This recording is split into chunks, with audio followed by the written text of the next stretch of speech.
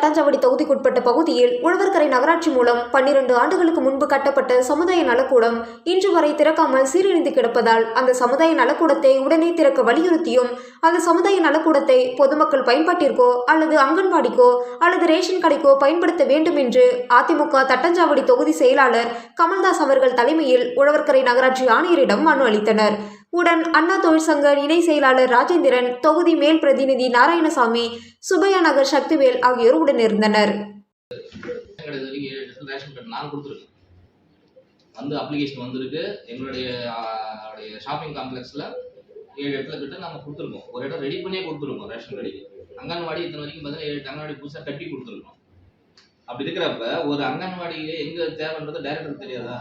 இல்லை அவங்க இடம் இருக்குதா இல்லையான்றது அவங்க போய் மேலே சொல்ல மாட்டாங்களா? ஸோ அந்த டிபார்ட்மெண்ட் மூலயமா ரெக்வஸ்ட் எங்களுக்கு வேணும்னு கேட்டால் ஃபீஸிபிலிட்டி செக் பண்ணி நாங்களே கொடுக்க போகிறோம். அவங்க ஏன் வரமாட்டாங்க? அப்போ அந்த இடம் இருக்குங்க, ரொம்ப சின்னது, மழை பெஞ்சவா நிற்க முடியாது, சின்ன ஒரு ரொம்ப சின்னதாக. அதில் அங்கன்வாடியில் இருக்கிறவங்கள அவங்க டைரக்டர் மூலயமா எங்களுக்கு இந்த மாதிரி பிரச்சனை இருக்குது, எங்களுக்கு இடம் வேணும்னா